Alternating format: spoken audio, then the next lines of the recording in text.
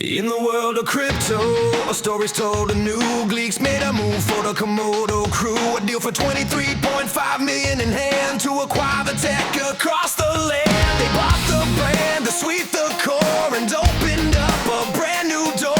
The DEX, the token, all the devs, a cross-chain stack that now Glake wed. Oh, Glake and Komodo, a brand new start, a fusion, playing a different part from atomic swaps to a regulated plan. Now they're partners hand in hand. No more bridges, no more fear. A new frontier is finally here with Komodo's tech and Gleek's might. They're gonna shine and burn so bright. They're gonna shine and burn so bright. No more wrapped assets, no more risky chains, just native swaps to ease the pains. They're dodging hacks, they're dodging strife with Komodo's atomic swap life. They've got a debit card and an IBAN. The future's looking like a master plan. The CEO said this is the key to wider compliance for you and me. Oh, Glake and Komodo, a brand new start, a fusion, playing a different part from atomic swaps to a regulated plan. Now they're partners hand in hand.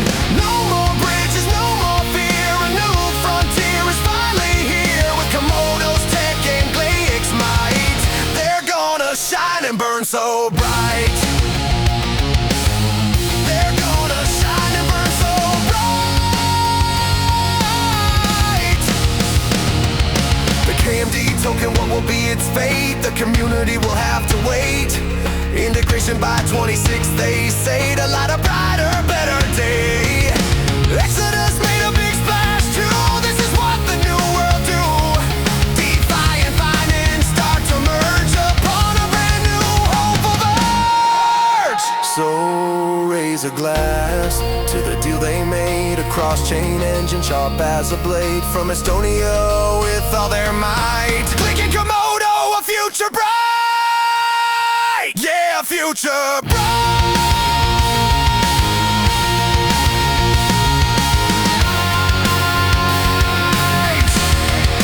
Yeah, future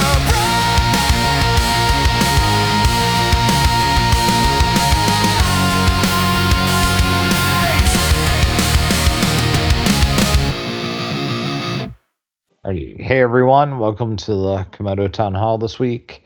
We have a few updates about what's going on with Komodo. So the first one, the migration is finishing up. Currently, the team is finishing migrating all repos and servers and other resources to the Gleek team, which now is actually a lot of the Komodo team that since they were adopted by Gleek. So that is almost wrapping up. A couple other things were announced this week. One was the release of a self-referential checkpointing system. This is for blockchains that are currently using the delayed proof of work protection and will need some solution in the future. This allows the blockchain to designate a specific node, and that node would do checkpointing, on its chain. Now, there's been some concerns with this that it might be too centralized. And in response, there was a group that is going to be creating a Komodo Classic that will maintain the traditional delayed proof of work network, but with a much reduced notary set. I don't have any of the specific numbers. I actually do not know much at all about this Komodo Classic chain, but my understanding is that they will end up doing a airdrop for Komodo holders, because it's essentially a fork, and they will try to keep the traditional system that we had going and develop on it as well. So keep an eye out for that, and ask them any questions should they pop back in the Discord. Like I said, I don't really know much about this project. So, caveat emptor, but it's supposed to be from a bunch of Komodo community members and such. I saw that Shosane, if you remember him, he's very active in the pirate community, but he was one of the original Komodo people, even as far back as Bitcoin Dark, if you guys remember that. I saw that he is saying that he's going to be one of these notaries. There's several reputable community members that will be a part of this. But keep an eye out, and I'm sure they'll announce something here in the near future. Additionally, within the Komodo community, we have begun kicking off an AI project that will really be beginning here next week. And once that's all fleshed out, all the Komodo holders too will receive a small airdrop from that. So there's still several benefits for the Komodo community here. The regular Komodo coin will migrate to Gleek, and they may announce something here in the future what they intend to do with it and their plans for the decks and such. There would be the Komodo Classic, which should be traditional, forked airdrop, similar to how like Bitcoin Cash was. And then there's this AI project that will be announced here in the future that Komodo holders will benefit from as well. For updates this week here, that's about it. Like I said, most of the guys are in that transition period, which we're wrapping up. We actually a little bit behind on schedule on that, but we just had a lot more stuff than we expected. But everything's pretty much done now, and by next week, that the team will be mostly fully migrated over with some oversight, and advisement for Gleek. Okay, so yeah, that's my updates for the what's happening in Komodo currently. Today we have a special guest, Weirdlock from the Zero Transaction Alliance here. And he's going to be talking to us about privacy, about gold, about the pirate and its potential hardware wallet, and a thing called Cipher Wallet as well. So I will turn the mic over to Wearlock here, and let him tell you all about the Zero Transaction Alliance. Hello. Yeah, this is Wearlock. Yeah, maybe I'll start off with a little introduction of myself. I've been in the digital money space, heavily involved in the pirate chain community since February of 22, and I believe it's been around since 2019 or so. So I came in a little bit later into it, but yeah, I'm a big fan, and just for myself, I'm a longtime IT guy, right? So, Linux systems engineering, and so I've got a really good grasp of technology and been doing it for a heck of a long time. So yeah, let's see. So I founded a couple different things actually. The Zero Transaction History Alliance is one of them. Another one is Overt Enigma Freelance Privacy Services. And I also co-founded the Atlantic Fleet, the Atlantic Research and Development Fleet, which promotes software development work and projects that will enhance the Pirate Chain product and services. And so, yeah. Okay, so then about the Zero Transaction History Alliance. So let me just read like a little something from our FAQ because it sums it up perfectly. What is the purpose of our organization? So the purpose of the Zero Transaction History Alliance is to try to encourage merchants to accept honest countercurrency money, as opposed to compliance currencies like dollars and what have you, like precious metals such as gold and silver, in addition to the Pirate Chain privacy ciphercurrency, as opposed to cryptocurrency. As these all leave exactly zero public transaction history behind. The ZTH Alliance also discourages the use of fiat compliance currency such as the US dollar in favor of earning it for goods and services, as well as directly spending it on goods and services in one's own local neighborhood. So the goal here with this organization is to normalize the idea of actually using a basket of currencies that all leave no transaction history behind. And the idea behind that is to act as a cash replacement, right? Which is a different use case than investing, okay? And again, I sort of explained this earlier where I was talking about digital checks versus digital cash. If somebody handed you a check that you couldn't read because it was encrypted, it'd be useless. So, you have to be able to see the contents of the check, who's it made out to, from. There has to be a signature. You have to be able to see it to validate it, right? And also be able to, have some assurance that the check document hasn't been altered. So that's achieved with in cryptography what's called a digital signature, right? Which is essentially you can only use that and it'll be completely clear text, but you can basically exchange this money as checks. Whereas that's completely different than cash. Cash is completely private, right? And so one is not the other. And if you had cash that wasn't private, there'd be no point in using it. And it's not something that most people really think about, but it's an essential feature, right, of cash. And that's what makes if it's not tied to a bank or government where they can inflate it, you literally have something that is fungible, right? So, like for example, gold and silver physically in the past were actually used in this way because in order to get any more of it, you have to dig it up out of the ground. So the purpose of the organization is to basically foster the usage by merchants in your own local neighborhood for basic needs like fill your gas tank, buy some groceries. I mean, look at the Canadian truckers and what they went through, right? They protested against COVID policies and they got screwed. All their money was actually seized, and they had no ability to live except to comply, right? So we're all going to comply. We're all going to have banks, like bank accounts. We're all going to have credit cards. I'm not unrealistic in that capacity. But if that's all you do, that's 100% compliance. And if your only other outside of that is like maybe Bitcoin or something that has no privacy, that's literally the same thing because you can be held to account, right? Maybe politically or some other way. So we advocate for an additional use case of using things that don't leave any transaction history behind. And to make that practical, and this is something that came up earlier, is how could you have a random merchant actually trust somebody handing them a hunk of silver? Well, walk into any coin shop and you'll see they'll have a device, an electronic device the size of an iPad.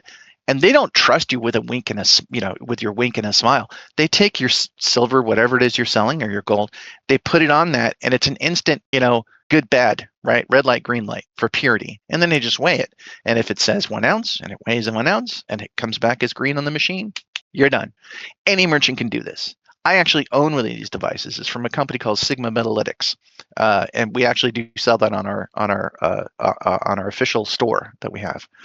So the idea is to promote this and get it out to your community. And then when those sales happen, we're hoping to promote point of sale software that will take that sales invoice or whatever, that sales receipt, and it's anonymous, right?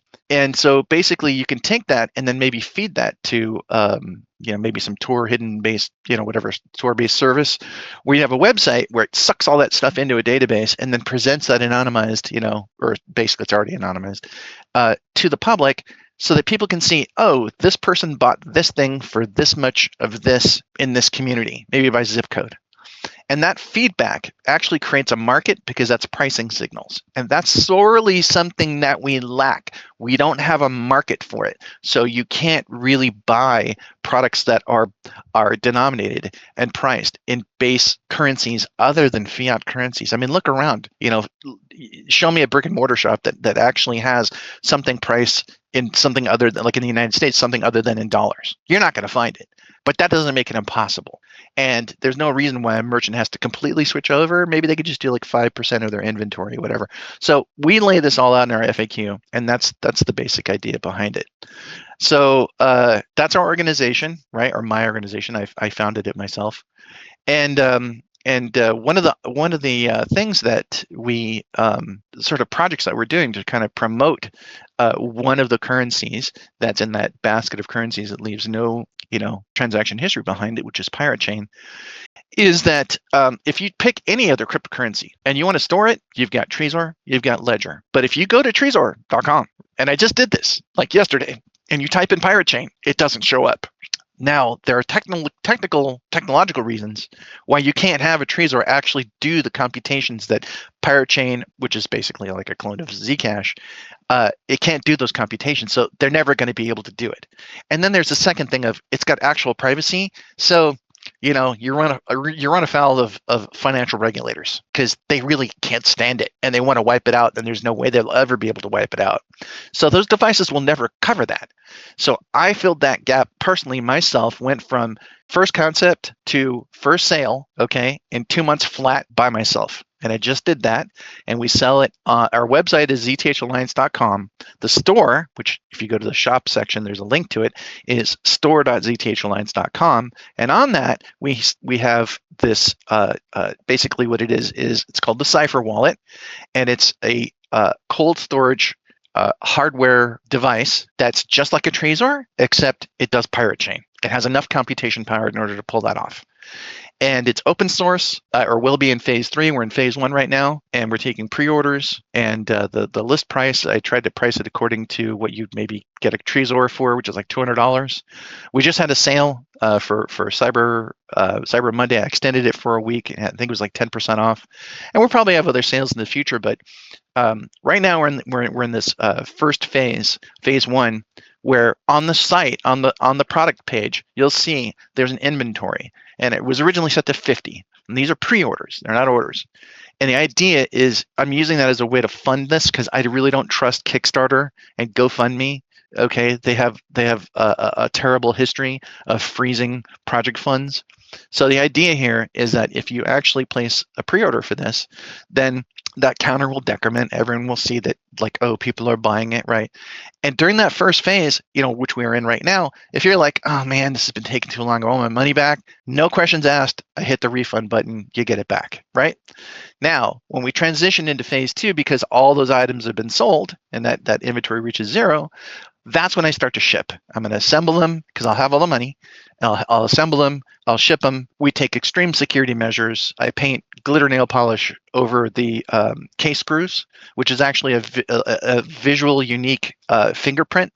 And I take photos of those. And then I send those out of band in an email to the customer. That device gets put in a static bag into a bank security bag, cash bag that is tamper evident.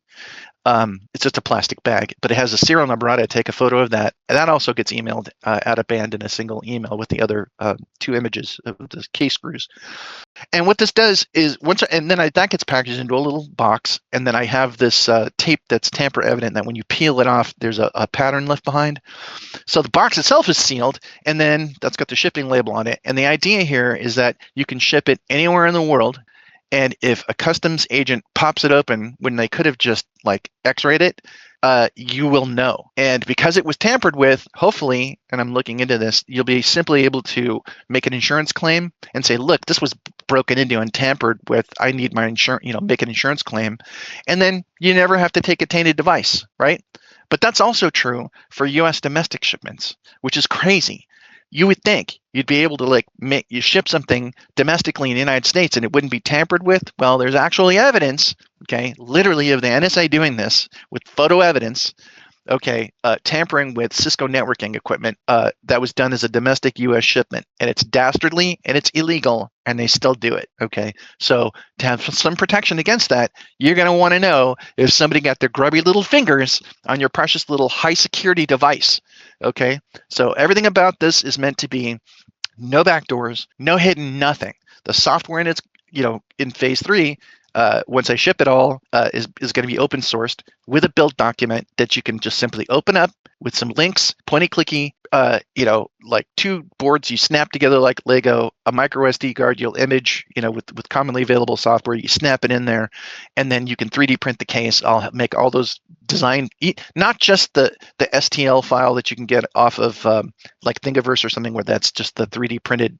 solid, but the actual FreeCAD design files. I'm going to make those publicly available as well in the spirit of open source, because I want people to take it, play with it, remix it, make it better, and also inspect all the software and make sure, for themselves that, and this is a device that is a very small, pocket-sized, little touchscreen device. It actually has an e-ink display. And that means that you can input the unlock pin code on the device itself, not into your PC. That's critical. There's a previous hardware wallet that was attempted that was closed source, had a dev tax on it, and had no on-device input. Okay, this has on-device input. That's critical for security. And in fact, if you put in that pin code or whatever unlock code in too many times, because it's a computer, it actually wipes itself and resets it back to like factory default, just as if you'd unpacked it out of the box. So, it uses advanced encryption for all the wallet files on the drive.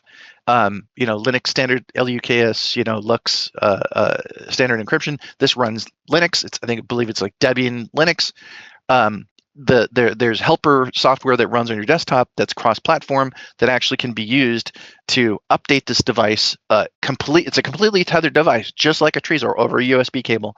It can patch the operating system. It can inject a new version of the touchscreen software. It can what else? Oh, the Pirate Chain software. This actually, because it's running Linux, it actually downloads the official treasure chest wallet software, binary software, straight out of GitHub, exactly where you would get it if you went to piratechain.com to download that maybe for your desktop, right? So this actually runs that legit binary and also does a checksum and validates it and everything. So the device can be kept completely up to date with this helper software. And so all actions on it, just like a Trezor or a Ledger, nothing can happen on this without your explicit approval with a pop-up screen on the device. And in fact, I'm going to be adding a little piezoelectric buzzer speaker or something, so it make bleeps and bloops or something. So if you left it plugged in and a transaction came through and it goes bloop bloop, right? And you take a look at it and you didn't initiate it, don't accept it. Okay. It's just like a Trezor or a Ledger, but it would literally just send you a little audible signal. I haven't added that yet, but I've got 2 prototype units that I can actually test that on, and it's very easy for me to add a whole host of little add-ons like an LED, anything that's part of your phone, right? Like an accelerometer to detect tilt. There's a lot of directions I could go in, but in its current form, it's very simple. It's very small. I have one in my pocket, and I have all of my Pirate Chain on it in cold storage, which is a night and day different than a hot wallet, which we're all used to, either an app on your phone or a desktop PC, where your keys got generated online, right? So anybody who understands what a Trezor is or a Ledger, this is exactly that, but specifically for Pirate Chain. And in fact, the ones that I sell will only do Pirate Chain. Okay, crawls out the slab in my lab. Okay, it only does Pirate Chain. But because it's a general Linux PC, if you wanted to take this and remix it and put whatever the hell on you, I literally don't care. But it's trademarked, right? And it's GPL version 3 licensing for the software. So if you try to clone this and then sell it like it identically as your own and then try to legally stop me from selling it, too bad, because I already have a trademark. But you could just change the logo on it. You can rebrand it. You could do whatever the hell you want. And, if you have the actual tech savvy to do that. But I'm betting that people are lazy and they like to just simply swipe their credit card. And so, I made this shop because the prior Pirate Plus hardware was actually too hard to buy for your average person because you could only buy it with Pirate Chain. They only listed it on some website called barter, BARRRTER.com, which is down now. And it was just this nightmare. And so I wanted to make it brain dead simple. You go there, just like Amazon, pointy, clicky, add to cart, swipe your card, put in your shipping address, away you go. We take PayPal, credit cards, and also Pirate Chain. You can actually pay for this in Pirate Chain. I did heavy development on the web store and perfected the ability to pay in Pirate Chain. So you could actually go to the site with a VPN, hide your IP.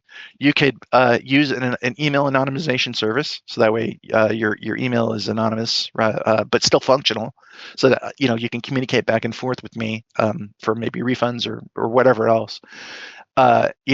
What else? You can pay with Pirate Chain, so that way your transaction is basically 100% private and leaves no transaction history behind. And you can also use a third-party concierge service that is commonly available, and there are several different companies competing for this service. And I've actually used one where you could literally buy any legal item off of like Amazon or eBay. You send them the link, send them the money, they purchase it for you, and their name and address gets in Amazon's database, not yours. And then when it gets shipped to them, they turn around and they postal mail it to you. So for those people who are very privacy conscious, I literally could like not know who you are, even your shipping address. So those options are all available, but that's extra stuff you can do. Literally, this is meant to be a very simple point-and-clicky buy, right? So, that's it in a nutshell. And so this is a brand new product, and we've done some beta testing, and I put that on the zthalliance.com website. It's a blog entry. I think it's called First Honest Money Transaction, and there's a long-standing Pirate Chain community member named Heiko. And we actually met about basically a year ago, met in person, and I brought my silver testing equipment, the device that I told you about earlier, and we actually did a Pirate Chain to silver transaction on the spot and validated it as 100%, or basically 99.9% pure, exactly what was stamped on it and exactly what the weight was. So in person, done and done, which is exactly the heart of the transactions of any merchant and customer in the Zero Transaction History Alliance. So sorry if that was just a big wall of words there, but that's it in a nutshell. And it's $200 right now is the device. But I mean, it's great to know that Pirates have this hardware wallet. I know that's been a big thing for a long time, probably since the beginning. Will the wallet be able to run any other coins, privacy coins like Monero and others, or is it just like a pirate only thing?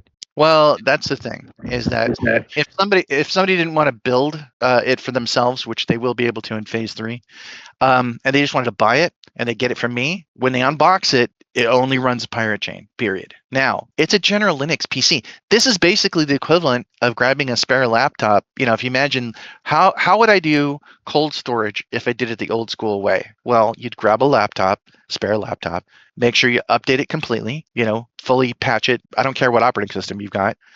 And then you have to go in and shut it down, unscrew the case screws, and then you pull out the Wi-Fi Bluetooth chip or card or whatever, M.2 card, disconnect the Wi-Fi, cables or whatever, put it all back together, and just never plug it into Ethernet, and you have an air-gapped PC, right? And then you would shuttle the signed and unsigned transaction data on a USB stick. Bitcoin supports this. I think they call it PSBT. I think Litecoin supports this. Basically, everything supports it, right? So it's equivalent to that. But you take that laptop, you want to stick it in your pocket, good luck. It's not going to happen. That's the use case for things like Trezor and Ledger, right? So that's literally all it is. Because it's a general purpose Linux PC with special purpose UI software that's open source, literally once this is open sourced, right? You are free to make it whatever you want. I literally don't care. You want to shove a bunch of crap crypto in there? Go right ahead. Okay. Pardon my French, but I have a very low opinion of cryptocurrency in general because it's anyway, as I stated before. But yeah, absolutely. You want to throw that in there as long as it runs on it, it's fine. It's a conventional operating system. It's Debian Linux. So long answer to your question, but essentially yes. Okay. Yeah, they'll just have to add it in. Yeah, DIY. Okay. So can you tell us the difference here of, I guess in a philosophical sense between cryptocurrency and ciphercurrency? This question was brought to me by Lutz here. So can you tell Sure. everyone about that? Yeah, and it's a bit philosophical, but basically it boils down to this. And I actually have a blog post explaining the etymology of this. But when you hear the term crypto, right, and it really means digital money, okay? The term crypto comes from cryptography, right? It's literally in the name. But cryptography that term has two root words in ancient Greek, okay? It's kryptos and grapheia. Kryptos means hidden, grapheia means writing. So cryptography literally means hidden writing. But here's the thing. If you take that first word, hidden, and you take something that absolutely is not hidden at all, which is all of crypto, all of it, okay? Yeah, that's fake hidden. So I look at that and it's an instant contradiction in my mind, and it's false advertising, and it gets spread everywhere, right? And I thought to myself, what's a better terminology for this, right? So I thought of cryptography, what other terms are associated with it? And one of them is cipher. Cipher actually, I think, means like a puzzle, right? You're trying to like solve a problem, right? This of hidden you're trying to crack some cryptography or something, right? It's a cipher. Well, cipher, it turns out, actually is an Arabic word, which actually means zero. So do you want to have something that's fake hidden? If the goal was to be used as a cache replacement, where you need that fungibility and the consequent privacy, right? Because cache is not checks, right? If you had an encrypted check, it's useless. You can't verify it. Okay, so I totally get it. But it's, anyway, so there's a distinction to be drawn here, right? And so, you've got cryptocurrency, which is fake hidden, and just treat it like a check. It's fine. But, if you're trying to do, a cache replacement, you can't be screwing around like that. It has to actually be private. So these things are different in kind, not in degree. So that distinction is critical in my view. And so that's the reason why I don't consider Pirate Chain to be crypto. It's not fake hidden. It's zero knowledge, because under the hood, it's literally Zcash technology. We stole it. We stole Zcash sapling and just, and in fact, honestly, Pirate Chain is literally Komodo, because it was spawned off. For people who don't know this, there's the smart chain platform Komodo Antara, right? I believe is what it's called. I think it still exists. But at the time, with a couple of pointy clicky, you can create your own blockchain, right? Select a few options. And at the time, they actually had a checkbox that said, it was like, came from like the Zcash technology, which is like, transparent and shielded, right? For the transaction types. And so we have to thank the original OG devs to go, oh, I'm going to like create this thing, but I'm going to uncheck the box that says transparent, leaving the shielded on. And so now you've got this functional blockchain that it has the Zcash, shielded stuff, but it's shielded only, which basically means that it aligns with Monero philosophy of 100% transaction, privacy for every transaction, mandatory, but with superior tech of the zero knowledge proof stuff, right? So as far as I know, we're the only one who has this, but it's very interesting. If you look at the HD wallets, right? HD wallets have they're hierarchical deterministic wallets. You've got one secret, and you have multiple addresses that get spawned off, right? Address 0, address 1, address whatever. Internally, right? There's a thing called an empath, and MPATH, and it's a format for keeping track of a bunch of different coins in a single device, like a single wallet or a single device, right? Like Trezor has this to keep track of all the different cryptocurrencies or whatever. And there's a coin type, right? Which is a portion of that, which is an integer. It's a number. And there's a registry. And on that registry, if you look up Komodo, that coin type is a very specific number, which is different than Bitcoin's number. Well, our number for Pirate Chain is literally Komodo's number. We are actually Komodo. We're just like rebranded Komodo in a sense, right? So fun fact for people who don't really know that. Anyway, sorry, maybe I went off on a tangent. Did I address your question? Ciphercurrency versus cryptocurrency? Yeah. Yes. Sorry. Follow-up question on that issue. Sorry about the disruption. It's probably very important for Pirate Chain. Say this is basically literally a fork of Komodo. Correct. Yes, correct. Komodo, yeah, and also a fork of Zcash. But the Zcash, it's top. In my opinion, Zcash is number one privacy chain. Maybe it's better than Monero. So let me give you a little bit of the history. Yeah, let me, if you don't mind, let me give you a little history. So of this, because basically my understanding is that you had Zcash, and they had this great new Zk snarks thing, and Komodo took a look at that and said, well, we want that. So they tried to bake it into everything, and then they had problems getting listed, okay, just like Zcash had problems getting listed. And they got so much pressure that at a certain point, they're like, oh man, we can't be doing this, right? But fortunately, they had this smart chain, platform where anybody could go. I mean, there's a long history, even going back to the days of Bitcoin only. I remember seeing a website where you go to it, you fill out a form, and you say, I want to make a Kanye West coin. I want to make a Doge coin, and this is the icon, and you take a photo of your dog. But it's literally rebranded Bitcoin. It adds zero value at all. Total meme coin. And then it would spit out some software, and you run it, and you generate your Genesis block, and then you have it run on a bunch of different systems, forming a little mesh network, and away you go, right? So it's like that's what my understanding of the Komodo Antara framework was all about, that platform. Okay, so here's the next level questions. New to the community, right? So Cash has been updating their privacy features every year, every couple of years. How far of technology lag between piracy and Zcash? Because Zcash is standard, right? So is it going to be lagging behind, or is it okay, to Yes, catch up? yes, it will. Because the idea here is that Pirate Chain is downstream, right? And so there's the concept of like upstream and downstream. And this is even true for Komodo Wallet, right? You've got Community Edition, which I tried to use, right, in the past. And maybe because you want to avoid geo-blocking or I don't know, whatever the issue is, right? And you're like, oh, hey, this version is, just the same, you use the same thing, but it doesn't have the code. It's almost like VS Code, right? Like if you want to use VS Code or Visual Studio Code, it's put out by Microsoft. But if you use the official version, they have code in there that sends telemetry back to the Microsoft, mothership about how you use it, which way you use it, whatever. And if you don't want to do that and use it, well, it's open source. Somebody took that and made something called VS Codium. It's the open source version of that, and all they did was they rip out the Microsoft telemetry code. So aside from that, it's identical, right? Okay. And so yeah, identical. How many months of lag? Let's say Zcash have a new feature today. Maybe you wait for a few months for Pirate Chain to yeah, catch you're right. up, right? Yes, There's going to be yes, something. yeah. No, that is a very real effect. And honestly, you can look that in the history of Zcash, right? They started they started off with something called Sprout, and then they went to something called Sapling, which dominated everything for forever and a day. And that's actually what Pirate Chain uses. We basically just cloned, that's because of the way that Pirate Chain was created as through the Komodo Antara thing. At the time, Sapling was all there was, and then time went by, and they came up with something called Orchard, and Orchard is a big deal because one of the big complaints against, let's say, if you're a Monero fan. Okay, they would say about Pirate Chain is, hey, Monero, man, we're community based, and we don't have the Electrocoin company, and it's all I lost my point.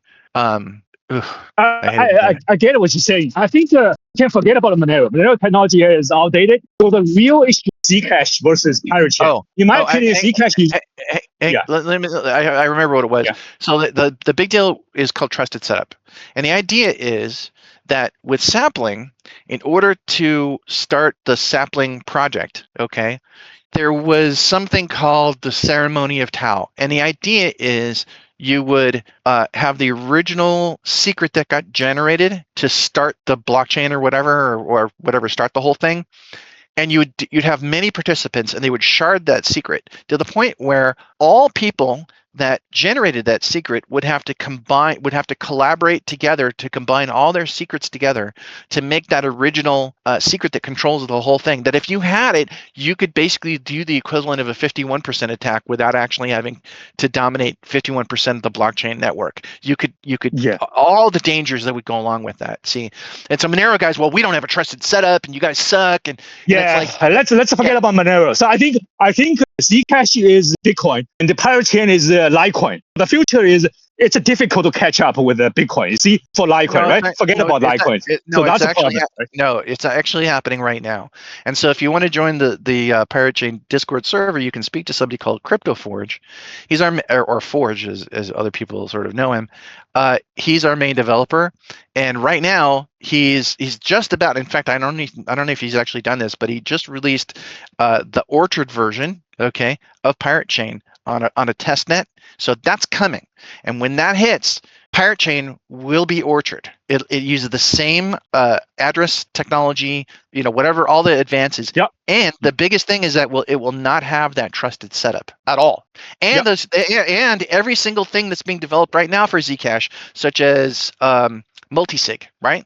That's somebody's developing that in conjunction with Orchard in the Zcash world. Well, that can immediately, as soon as we hit Orchard, we'll be able to take that and add that multisig stuff will work with Pirate Chain, which is going to be great for us because that's what you need for, let's say, proper crowdfunding, where you had a single address, people could donate to it, but you'd have to have multiple signatures to spend from that single address. So that way it's an issue of trust. You're not dumping a bunch of money on a single person that can run off and do a Mt. Gox and walk away with the money, right? Because that spending from that is actually controlled by a subset of a larger, group, which is called a quorum, right? Like if there's 100 Mhm. people that have the secret, you can have, let's say you defined it so that you'd have to have a quorum of 10 people. So any of those 10 people could agree, and then the money gets spent. So it allows for Gotcha, more gotcha. trust in the process. Yeah, without Yeah, all the I risks. agree with Yeah, you. It's a yeah. possible in the future to flip around. So make But Zcash Litecoin, there's a make lag. Parachain as Bitcoin, right? So that's a flip around. Yeah. Well, there's a lag, but here's the thing: is that as time goes by, Parachain's never going to change that mandatory 100% transaction policy with transparent stuff turned off. Bitcoin or Zcash is going to continue that because even though they can do it, they won't.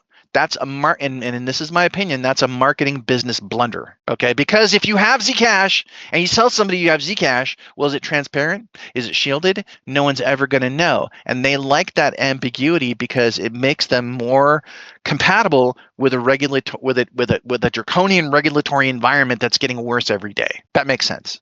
Yeah, speaking on that draconian regulatory environment, yeah, more and more countries are shutting down, privacy currencies, or in like Europe, for instance, they are shutting down, well, not shutting down services, but essentially preventing virtual asset service providers from dealing with privacy coins. Like I know countries like the UAE and I want to say South Korea have like an outright just ban on them.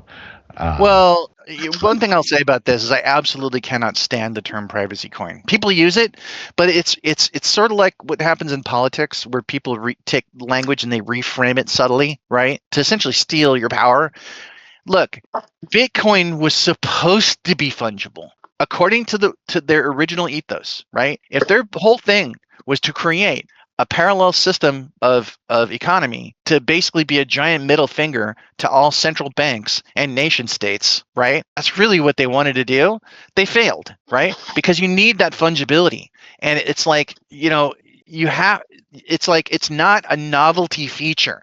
It was the whole point. So Yeah, it's an issue. let's leave that topic of Bitcoin aside because I think people in this community need to understand or appreciate a little bit more of a danger for developers. In real estate, to be honest, any Americans living in America, USA, before Trump, if they pursue a similar type, like not even a pirate chain, just a Litecoin style, Mumbo Jimbo, or maybe anything like pirate chain, they'll be arrested. They'll be in jail. So that's asking too much of a. I don't want to ask developers of a Bitcoin to put into jail. And for Komodo, same for Cheetah Dex. No, Developers, that's a lie. No, you're yeah. you're spreading FUD here. Because look, because the pirate chain software, which I'm sure you've never used, okay, actually it has it baked into it to use, like for example, Tor whatever technology. So for example, yeah. So I'm that not means that saying your it's not. IP address. Say, No, I it means disagree with that. No, it means yeah. I So it disagree means with that that, but that's a fact, right? That's going on. What's going on? it means that your IP address is hidden. So unless that country that you're in has completely banned VPNs, which I don't even think that's even true 100% in even China, right? That there are people still using VPNs in China, even though it's a cat and mouse game. So there are ways, absolutely, especially if the currency itself, which Pirate Chain is 100% private on send, 100%, not kind of, sort of, or a little bit. I totally agree with you. It's 100% it's illegal. Don't understand. It's 100% legal, but you talk to a New York City police at you if you are developers of a pirate chain. I don't care. Look, right? Look, but using something like this is essentially the equivalent of you in the wrong circumstances is absolutely the same as like using a black market. I will admit that 100%. But that's the thing. Do you think black markets are going to go away? What if you had to go to a black market to like buy? What if you had to go to a black market to buy your groceries? See, because you're in China. China, because you're in China, and the social credit score system has banned you from buying groceries or getting on a train or having a job. Well, I'm telling you, there are Silicon Valley types that want to bring that crap to the United States, and they will if we let them. Okay, but the only thing United States is a very sad state for cryptocurrencies until the only thing that's going to save you, and I'm telling you this, in Venezuela, okay, where they're eating dogs in the streets, okay, there's a guy that I heard of. I'm sure I could find the article again. That was, he was only able to survive and have a semi-normal life by mining Bitcoin. That's illegal because the Venezuelan government, came up with what do they call it, the petrodollar, their own cryptocurrency outlawing Bitcoin. Well, how does that guy mine his Bitcoin if it's illegal? There are ways and there are ways. And if you look at that Well, and say, well, there's I'm not a there's terrorist and a I the need to Mora comply, developer well, good luck. was sentenced to illegal, which I think is totally wrong. But that happened in America, right? So just a few months ago. No, Yeah. he's right. So He's right. I mean, look, who's sitting in a prison cell right now? Keone Rodriguez and Bill Hicks. They're sitting today. They just went to jail, okay, for developing privacy on Bitcoin, and that was in the United States. Exactly. And not only Wrong, that, but that's happening. there's Roman Storm, another one that was, these people are extradited from countries all around the world to sit in Exactly. prison Roman, I think he's totally innocent. But that's what happened in America. Yeah. so look, here, I'll tell you this. We're such fans of technology. But not everything's a technological problem. And certain things are legal problems or people problems. And sometimes, and I think a lot of times, people reach for technology to try to solve a people problem. That's a mistake. So if you're looking at this saying, well, if you literally don't comply in a world where everyone has normalized compliance, I'm not a terrorist. Well, go stick your head under a rock, and tomorrow you'll have a central bank digital currency. You want that? Well, if you don't want that, you need to start using alternatives and understand what they are. Period. Here's what I bet. Majority of the Bitcoin developers love pirate chain or Zcash style. They cannot do that because they know they'll go to jail. That's a problem. In USA, there's some fear there. No, that's not. No, it's 100% legal in the United States right now. Period. So I don't know what country you're from or how they treat you, but in the United States, you can actually still get away with this. Now, is that going to be true tomorrow? Are they going to ban all VPNs? I mean, shit, if you live in like Russia, right? I think, didn't they ban VPNs or something? And then in the EU, right? That's the whole, what were they trying to push that failed? I think the Samura developer is American, right? Samura wallet, a Bitcoin wallet for privacy was just sentenced in America, right? New York City, right? Yeah, they just went to jail today. They just went to jail today. Yeah, they just went to jail today. USA. It was Clear with Look. Samurai Wallet here that it wasn't the development of the software that was the issue in their case. The issue in their case is that they purposely themselves were helping the whole mixing process. That's why they got popped. Yeah, it's a very fine line right now. So let me point something out. If you mention countries and legal and, oh my God, I can't do this, privacy, they hate it, I'm going to go to jail. Let me tell you something. When you walk into a shop and you look at the prices, that tells you what country that you're in. If you walked into a shop and you saw dollar prices, do you think you're in Russia? No, you're in the United States. What if you walked into a shop and it said and all the prices were in yen? You're in Japan. Well, if you're on vacation and you're in Japan and you're making a purchase, but you're a United States citizen on vacation, maybe the United States government wants a cut of that transaction. Maybe they feel entitled. But guess what? They're not entitled. And there's law and guns, okay, of Japan that would fucking stop them, right? And I'm telling you, okay, that, there's such a thing called nation state sovereignty, okay, and actual guns that stop that stuff, right? So, yes, you've got all kinds of nation states and things arrayed against you. And they're going to want to do whatever they want to do, but they're actually constrained by law to a very large degree. Now, if you walk into a shop and you saw something priced in troy ounces of gold, what country are you in? This is a legitimate question I'm asking you. Can anyone answer that? What country are you in? Could you tell just from looking at that? What if it was grams of gold? What if it was pirate chain? If you think that you can't have a shop where you have items that are priced in a base currency other than whatever favorite crap your country is trying to push on you, their fiat currency, think again. It's very possible, and it's not illegal, at least in the United States. So I'm telling you, if you look at that and you can't tell what country that you're in, you're actually not in the United States. Think about it. You're not in Japan. You're using international currency. What laws should govern that? And if the laws that be want to control it, yeah, there's issues of sovereignty. But I'm telling you, if you use something that makes your financial transactions as invisible as if it were like a Star Trek Klingon, cloaking device, and your ship goes invisible, where do they shoot their little photon torpedoes and phaser blasters? No, they don't know where it is, right? This is a very real reality. And people who don't use things, this next generation technology of ZK snarks in the form of pirate chain, it's hard to understand and wrap your brain around, but literally you can get away with it, and you should get away with it. Yeah, that's appealing of a pirate chain, right? Well, that's honestly, I'll tell you this: if Zcash had basically disabled their transparent transaction stuff, okay, like tomorrow, there'd literally be no need for pirate chain because that's all it is. Yeah, It's that's Zcash. it. It's Zcash with that turned off. But I'm telling you, that takes, for lack of a better term, balls, because you have to Yeah, basically go, we're going to Zcash have this thing basically, with actual yeah, privacy, which they hate, and they want to basically stick you in. If they had the chance, essentially especially, yeah, yeah. Zcash developers are afraid of government. The point, right? That's the reason. Oh, I've said this before. The Zcash the Zcash Electric Coin Company or whatever, because they don't do this and they could, that's not a bug, that's a feature. They want to be compliant. See, they want to get listed. They want it ambiguous. But there's a lot of baggage that goes along with it. And to the tune that, like, Monero people, when they look at it, they go, you're insane. Every transaction needs to be 100% private. And that's honestly what they have superior to Zcash. But they've got inferior technology, in my opinion. And also in the Zcash developers' own opinion. Or, I'm sorry, the Monero developers' own opinions. So anyway, Cipher Wallet. So buy one for your friends. They're on pre-order right now.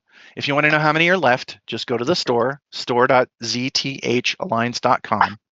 Find the product page. I'll post. Well, no, I'm not going to post the link here because I tried that and I got bumped. Okay, from this voice chat. That's okay. But go to store.zthalliance.com and find that product, and you'll see the total amount left. I think we're at 46 right now, maybe 45. It's dwindling all the time, and lock in your pre-order.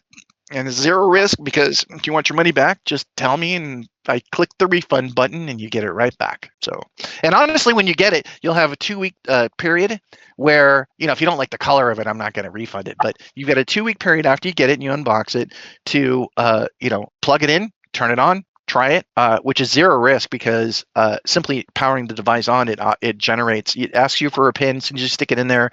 It generates a cold storage wallet address completely offline. That I would recommend don't use that for, I guess, production use. Use it in a testing sense. But that 2-week period is where you can submit an issue, right? A trouble ticket or something. I'll work with that person if there's an issue, but it's to validate that basically it operates as advertised. And then once all of them are shipped and the 2-week period has expired for the last shipment order, that'll be when we transition into phase 3, and it'll be open source, and you can read it to your heart's content and criticize it and call me an idiot for, like, why did you write it this way, and make it better, right? That's the whole nature of something on GitHub, is you fork the repo, the software repository that's into your own area, your own account, and you create a feature branch. Then you basically clone that down to your system. You make a change on that feature branch, improve anything you want, or make a change if you think it's an improvement. You then push it back up to your own repository, and then in GitHub, in your account, in the web UI, you simply go. There's a button where you say create pull request, and since you cloned that repo from the original repo, it knows where to submit that. It becomes a discussion thread called a pull request, and then I, being the sole gatekeeper, can look it over and say, I don't like the update that you did, and I'm not accepting it. Or I think that's a fantastic idea. And in fact, if you want a very simple sort of introduction to that process, you can simply, let's say you found a typo in the README and you want to fix that. That's not changing code, but you can actually go through the exact same process and submit a pull request. And if it's a simple change of some text and I screwed it up and the instructions are wrong, I am absolutely going to approve that. And then it becomes better for everybody. Alrighty, well, Wearlock, we are here at the top of the hour. I'll open up the floor to the audience if they have any more questions about the zero transaction lines and or the Cipher wallet. And yes, so if anyone has anything to ask Wearlock here, please step forward. Hey, Warlock, what is the point of your currency? Or I jumped in a bit late, but what is the difference between Monero and whatever you're working on? Oh, that's easy. Why do we need this? Oh, sure. No, that's easy. So Monero was the first attempt, sort of, I would say, for people that used digital currency in a Bitcoin space, because that's kind of all there was, Bitcoin and their clones, and they're all transparent. So it's a good first attempt, right? But the technologies that they reach for are literally inferior. And I actually had a conversation at the DEF CON cybersecurity conference a couple of years ago with a Monero developer. And at the time, all I knew about was Zcash. I just thought that was amazing. But I talked to him about it, and I knew about the differences in the technology. And there's Ring CT, and then there's the ZK snarks, and and he gave all these excuses, and he's like, but we're decentralized and we're community and blah, blah, blah. And I'm like, well, what about the technology? And he just looked at his shoes and he goes, you know what, you're right. I am a developer. I'm a Monero developer, and I have to agree with you that Zcash right now has superior privacy technology. Okay, from his own lips. So if Pirate Chain is literally a clone of Zcash with the transparent stuff turned off, then Zcash or Pirate Chain literally has superior privacy technology by Monero developers' own lips. Okay, and it is better than Zcash in that it uses the. We're going down a rabbit hole. I'm sorry, dude, but that's the difference. Can you operate anonymously right now on Monero? Yes or no? No. Right now, no. No. Okay, and you can on your chain. Yes. Okay, I've been in Bitcoin for maybe 7-8 years. I'm not an OG. I've been around for that long. I've never had the need to use any privacy coin. I run my mining operation as a business. I pay taxes. Absolutely. What is the point of me buying a private coin when I don't have use for it? Okay, I'll tell you this, and I explained this earlier. Okay, so without fungibility and the privacy that actually gives you that, right? All that you have, because there's no encryption involved, right? All that you have is the equivalent of a check. And if somebody handed you an encrypted check, like they stick it in an envelope that you can't open, it's useless. You try to give it to a bank, it's useless. They have to be able to read it and see it and verify the signature. It has to be all out in the open. So all of cryptocurrency, Bitcoin, and everything that's all of cryptocurrency, okay, they're all transparent, even Monero, because they use inferior technology. And I'm telling you, chain analysis loves Monero, okay, because you think it's private and it's not. So so that's the thing, is there's always going to be a use case for something like a digital check. But think about it. If it's a check, and if you're going to use a check, you'd need a bank, because it's a transaction between one bank and another bank, right? But cash doesn't function like that. Cash needs no bank. You can hand it to another person because it is what it is. So saying, well, digital money, there's no privacy, you can only use it as a check. Well, that's all anyone would ever want to do with it. Well, if you can't actually use it as a cash replacement, guess what? You can only invest in it. So if that's your only use case, more power to you. But don't kid yourself, okay? So that there isn't another use case. You're kidding yourself, dude. There's been fucking millions of coins being launched since Bitcoin, and Bitcoin's still number one. What are you trying to fix here? Why have we passed 17 years and Bitcoin's still king? Answer to that. I agree with you that Bitcoin, in terms of being an investment, if somebody, in fact, I tell this people people who are investing in Pirate Chain, okay, and they don't like that I say this, but investing in some random coin is totally pointless. If you look at the market cap, who's the OG? Who's been around the longest? Absolutely Bitcoin. I'll be the first to say that. But don't kid yourself that that's the only thing you can do with this. It will continue to be number one. Okay. Don't kid yourself. Yeah, well, it's never going to be digital gold, and I'll tell you that to your face. Nobody's saying that. Nobody's asking you that. They're absolutely. We did have somebody on the channel. Hong Lu himself was pushing it as if it's digital gold. And if you look at actual gold is fungible. Actual gold has privacy and anonymity. Okay, Bitcoin will never have that. Period. Actually, I'm in the middle ground. I think today digital gold is Bitcoin. In the future, it could change. But in my belief, Bitcoin is digital gold most likely. And it's not. It absolutely never will be. It's not. Well, people are treating it as a as if it were digital gold. I mean, the chart tells you, the market cap tells you that.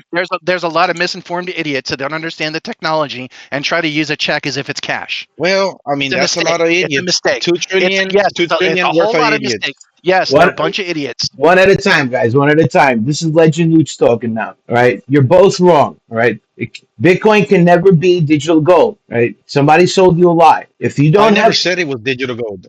You just did. Okay. Well, why? Yeah, Why? the other guy said it, Let right? me let me talk to you for a second. Why do you love Bitcoin? Is it because the market cap is so high, or do you love it for No, the technology? because I can buy ASICs, I can buy things out of Facebook, I can transact Of between course. You without a central authority, you can just do that between with me and any person that No, has the same it's a belief check. in the same currency. you can do I'm It's that a with sorry, check. cash. You can do that with It's cash. not cash.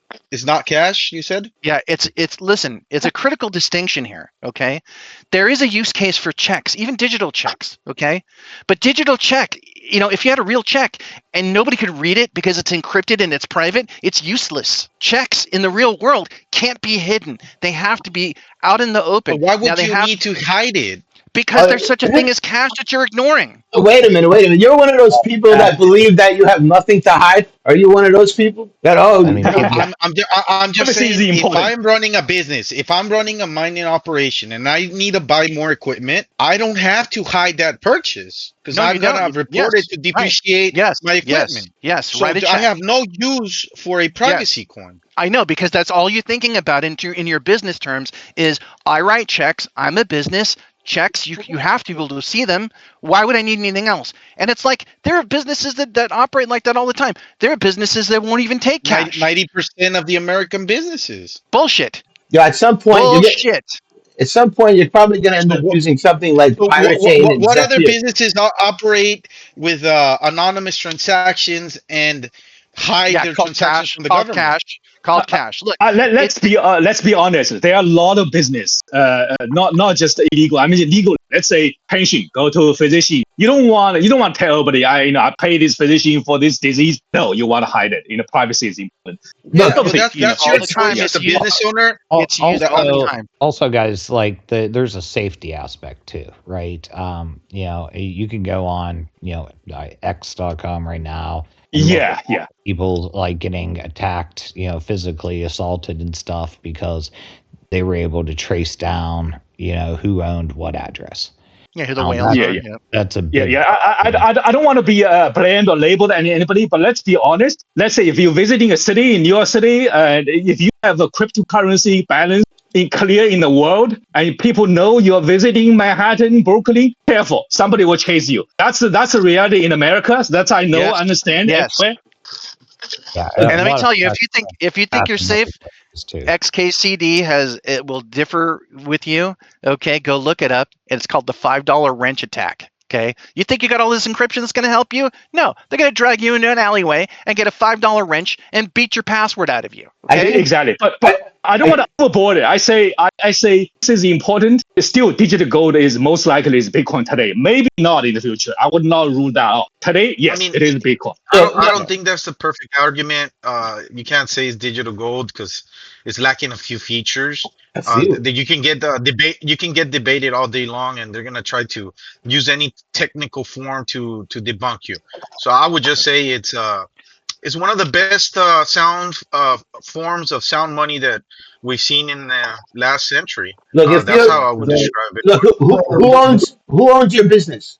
Do you own your business, or does the government own your business? Do they have a right to see everything you do in Let- your business without your permission? Do they have that right? Are you giving it to them willingly? You have to ask yourself these okay, real questions. okay. Look, Well, look. if you're not Can transparent, if you get I'm gonna, audited and you I'm don't gonna, have your, I'm going to go ahead. interject here because I'm the one being interviewed, and the questions are meant to be for me.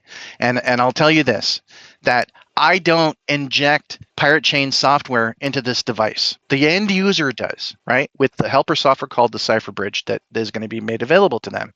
So when I ship it, there's no Pirate Chain, nothing in it. Okay. So it's like that's the choice of the user. Obviously, it'd be useless without it. But I didn't write Pirate Chain. I like Pirate Chain. But the thing is, this is just a product. It's like a Trezor. There are plenty of people who go, if you ask them, are you into crypto? And they go, oh, yeah, I'm into crypto. I got an app on my phone. Oh, I have, 3 years ago or 5 years or 20, whatever, 10 years ago or whatever. They go, oh, yeah, I made a Coinbase account. I'm into crypto. Yeah, well, are they or aren't they? If you said, not your keys, not your coins to them, would they even know what you're saying or look at you like with a deer in headlights? So there's different levels of being involved in this stuff, and there's going to be use cases for this digital money technology. Yes, you'll never care about, but don't kid yourself. a check is not cash, and cash is not check. You can absolutely run your business, right, based purely on checks only, because criminals use cash, and I got nothing to hide, and you can do it however you want. So it's like, look, I don't care that you don't like it. My product is about that, is about promoting the safe use of Pirate Chain, okay? So if you know, all other questions I don't give a crap about. I have a device. You can ask me about that. I'll happily answer a question. If you want to ask me about the Zero Transaction History Alliance, which I founded, I'm happy to answer a question for you, okay? But this endless debate of this crap, I didn't invent Pirate Chain. So if you don't like it, you don't like it. It's fine. I wasn't talking about private chain. Is that Pirate clear? chain. I think Is that clear? Yeah, the Thank you. conversation previously is about the privacy versus public change. But yeah, everything kind of went off on a tangent, and then we went back and forth and stuff. Crazy tangents. Yeah. Yeah, which is good for some discussion, and after the town hall concludes, feel free to stick around and debate it more. But is there any other questions for Werelock here regarding the alliance or the Cipher wallet? If not, then we can wrap up the meeting for this week. Yeah. Any All right. questions at all? I mean, How much does it cost? Well, currently it costs $200 because I priced it the same as a Trezor, except it's got no crypto crap in it. Okay, cool. Yeah, I think that's a fair value, honestly. And it was on sale. I had it on sale on Cyber Monday, which I extended for a whole week, and it was like 10% on sale. And we'll probably have other sales, but it's cheap at twice the price. I got one. I got one, guys. So, and I typically don't order these things. Yeah. Nice So job, bro. Thank you. I want to say thank you, bro. Thank you for taking it up. We had Mulroy doing it for a while, and I don't know what went wrong over there, but thank you for picking up that project and making us a hardware wallet. So everybody should owe Werelock some gratitude. I look at it like this. Soon there'll be Android phone support, maybe iPhone at some point. But currently it's tethered to your PC, just like a Trezor or a Ledger, right? But imagine you've got something safer than Fort Knox in your pocket, and you can whip it out, plug it into your phone, spend directly from cold storage with no risk. That's crazy. And your keys are generated offline, just like a Trezor, right? But now you're actually able to use digital cash, which is the other function of digital gold, because digital gold can actually be spent like real gold if the merchant accepts it. And in the Zero Transaction History Alliance, we will have merchants that accept grams of gold and accept troy ounces of silver and test it on the spot, just like any coin shop would. And in fact, I actually have it on our website. The Sigma Metalytics brand investor model precious metal verifier device, which is what all coin shops use, and I own the pro version, and it's legitimate and it's instant. And we even blogged a transaction with this on the ZTHalliance.com website. The name of the article is The First Honest Money Transaction, and that was it was done a year ago around Thanksgiving time, and I did it in person with another Pirate Chain community member named Heiko, and we transacted between physical silver and Pirate Chain on the spot, and I whipped out my tester device and was able to validate it on the spot, and we were both satisfied. Any other questions? And also, by the way, I will say this. As a final note, I will say this. I have had some complaints about how the Komodo organization has handled certain subjects and sort of things, but I will say this, is that my normal on-ramp experience from fiat currency into Pirate Chain would be impossible in my book if I didn't use the Komodo Wallet DEX service and the multi-currency wallet sort of feature. Which I absolutely do use. I use Coinbase to buy Litecoin, and I exchange that on the Komodo wallet, self-hosted Komodo wallet, from Litecoin to Pirate Chain, and so it's critical. And atomic swaps are literally the shit. Okay, so absolutely everyone should be using Komodo wallet. And if there are issues with geo-blocking or something like that, there are community versions and FireDex or other stuff that you can use, but it uses the same thing. So kudos to Komodo. It's hard for me to criticize because we literally, Pirate Chain is literally Komodo. So you guys are awesome. Thank you. And just let everyone know, like even though that the Komodo project itself is migrating to Gleek, under the leadership of Gleek, the decks and such, it will still be available.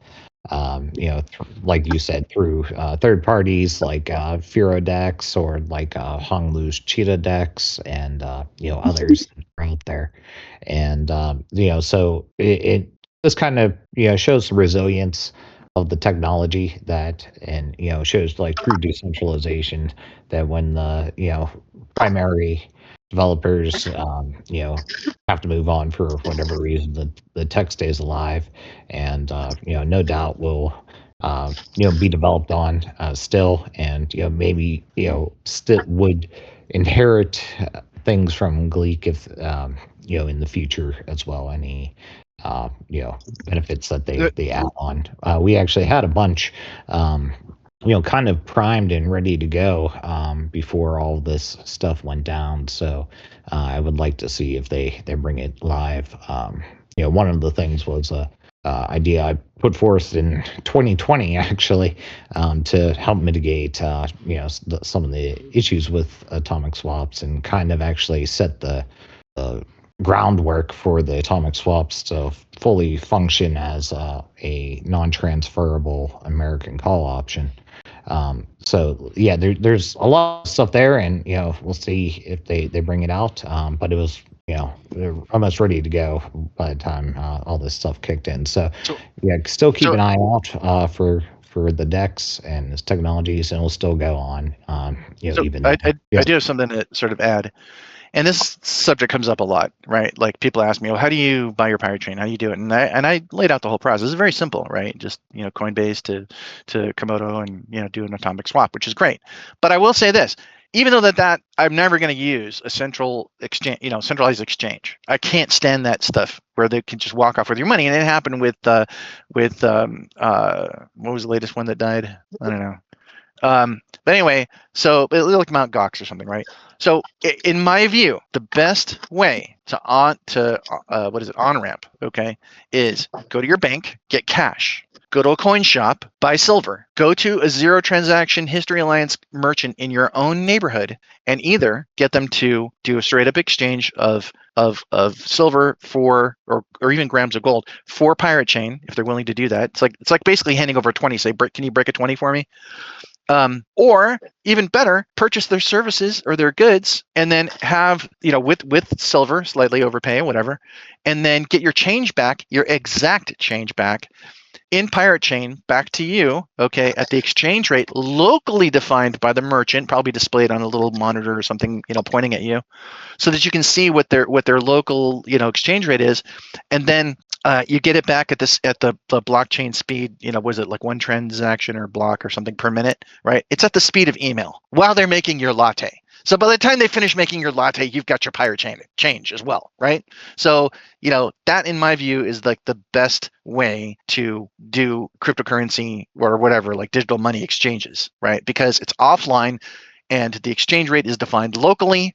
And if you don't like this merchant's exchange rate, you go to another one down the street, but it's literally in your own neighborhood. And that avoids all the problems of getting listed and whatever the hell else, okay, and all the compromises that go along with it. So just my 2 cents. Yeah, and also on that point, in the wallet itself, there is a function, that operates through Banksa and I believe Ramp network or on Ramp or something like that. I forget exactly, but yeah, you could buy straight in the wallet too. But yeah, does that work right now? Yeah. Actually, I tested about a couple of months ago. It worked. Ramp is a UK company. I just paid dollars and converted it to coins and traded in Cheetah Dex. Basically, it's a fork, right? So it's a Komodo wallet fork. It worked. But do I have to get another bank account through whatever bank that drives that? No, you don't need a bank account. But let me tell you, I don't know where you are, but let's say if you live in America or whatever, US. So that's the same as me. So let's say actually the card doesn't work. The only work, I tried like 4 or 5 cards and none of them work except one, EverBank. So that's a tricky part. Make sure that you have a working card. Yeah. I did have an issue myself with the bank's provider, but yeah, on Ramper I had the the same problem you did. Like they didn't accept all the cards, but banks. Yeah, So that's a, can I ask you a general question about it? Like I don't like my normal way of onboarding is I got a Coinbase account. I associated both my bank account and like a debit card or something for instant,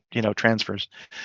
And I just buy Litecoin there, and then I transfer it over to Komodo wallet, and yeah, that works too. I do an atomic swap. So in this thing, if I'm using this built-in on-ramp sort of thing in the Komodo wallet, there's obviously sounds like there's banking involved. I mean, how does that affect that whole workflow? Like, do I still have to associate my bank account with whatever on-ramp thing? How does it work? Yeah, it's probably faster. My experience is I would just test a ramp. They say check it out. It buys a KYC, but it's a few minutes. It's only a few minutes. Can you give me a 30,000 overfoot view of the workflow? Yeah, that's what happens. My testing. It differs? Yeah, what happened is I tried many cards, but one card worked. Basically, it's like 10 minutes workflow. So let's say I use this card, it worked. So ramp will give me a link, say, hey, please do the KYC, do this, and blah blah blah. I just say follow take a few pictures, and that's it. That's it. Click button, go. I think the automatic is automatic. In the approved. So once it's approved, just with use my card and $50, $100, whatever. It's a amount. They have some limit imposed. So that usually works. Your audio is cutting out a lot, and I don't understand how your explanation answers my question. So can anybody else, maybe from the crypto or from the Komodo wallet or whatever Komodo community, kind of explain how this sort of replaces that workflow that I would normally do through something like Coinbase? Okay, well, I mean, it would just save you the step of having to access a third, site. So yeah, like Hong Lu was saying, you enter the amounts that you want. You're directed through a KYC process because obviously it deals with fiat, and the companies need that. You put your pay information in. I believe even accept like Google Pay and Apple Pay in some cases. It depends on the currency. And then you send it, and it typically gets to you pretty quickly, within half hour to an hour. And just you put the wrong address that you want in, and obviously which would be your Komodo, the one you generated. So it's basically a fiat on-ramping gateway that still uses your bank because you're going to use some sort of a fiat payment instrument, right? It's just that it sounds like it cuts out someplace like the need for a Coinbase, right? Like if you don't want to use Coinbase and you want something that, here's this sort of fiat gateway service that is integrated into the Komodo wallet software because there's a partnership or something, then I don't have to use Coinbase, basically. Exactly. Right? Yep. Right. Okay. That sounds great to me because I got to tell you, when I buy a Litecoin at Coinbase, I am extremely on top of it to get that instantly transfer that away to my self-hosted Komodo wallet because if you leave it there and the price fluctuates and it drops in price, you're fine. If it goes higher in price from the time that you bought it, Coinbase will happily track that and say you've had a capital gain, and then they trace that shit and then they report it to the government for you. And I don't want to pay capital gains tax. Have any 32s, which is weird. They're all 16, 24, and 44, unless there's some 32s in there. But it seems to all be. I think these. Hey, Genius. That might be more battery packs on the side. Hey, Genius, are you talking to us? No. Oh, okay, you might want to mute. Yeah. You say 24. Yeah, I just did. All right, guys. We're well over today. So yeah, it was a great talk, good bit of discussion, and yes, always feel free to hang around and discuss with other like-minded crypto people here. So next week we will not be having a Friday hangout due to the holidays. So just letting everyone know, you don't have to show up. But yeah, thank you everyone for coming, and have a great Christmas if you celebrate it, or happy holidays if you celebrate something else. I'll be here. I'll be here, guys. If you're bored on the holiday, I'll still be here if you guys just want to chat. So, jump into the conversation, jump into this channel, and come hang out with whoever's bored on the holiday. Alrighty. Well, thank you everyone, and have a good weekend. In the world of crypto, a story's told, a new Gleeks made a move for the Komodo crew. A deal for 23.5 million in hand to acquire the tech across the land. They bought the brand, the sweet, the core, and opened up a brand new door. The DEX, the token, all the devs across chain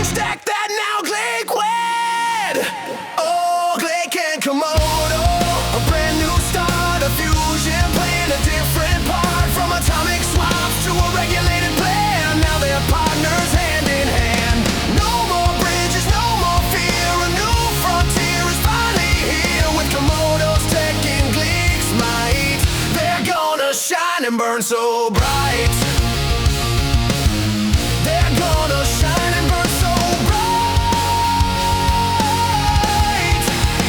No more wrapped assets, no more risky change, just native swaps to ease the pains. They're dodging hacks, they're dodging strife with Komodo's atomic swap life. They've got a debit card and an iBand. The future's looking like a master plan. The CEO said this is the key to wider compliance for you and me.